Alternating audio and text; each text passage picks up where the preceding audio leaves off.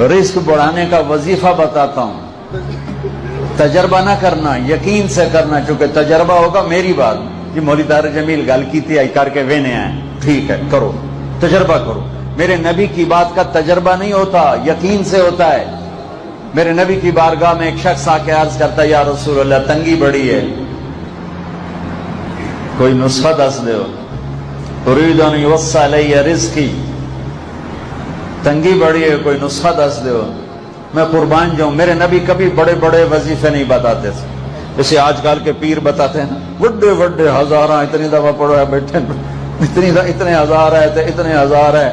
میرے نبی چھوٹے چھوٹے بتاتے تھے اپنی امت پر شفقت اور رحمت کے لیے۔ تو میرے نبی نے سنو آپ سارے کر سکتے ہو، سارے۔ میرے نبی نے فرمایا ادم علی الطہارہ یوسع علیک رزقک، میرے دوست باوضو رہا کر تیرا رزق بڑھ جائے گا۔ کوئی زور لگتا ہے وضو سے؟ ایک لوٹا پانی چاہیے، گرمیوں میں ویسے ہی مزہ ہے، سردیوں میں گرم پانی مل جاتا ہے۔ باوضو رہو۔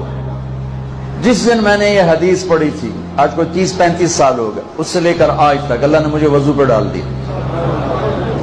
تم باوضو رہو، تجربہ نہ کرے آجے، تجربہ کرے آدھا پھر وعدہ کوئی نہیں، یقین سے کرو، یقین سے اللہ رزق بڑھائے گا، بڑھائے گا۔ سچ بولنا ہے، دھوکہ نہیں دینا ہے، جھوٹ نہیں بولنا ہے، فراڈ نہیں کرنا ہے، رشوت نہیں لینی ہے، دو نمبری نہیں کرنی ہے، ملاوٹ نہیں کرنی ہے۔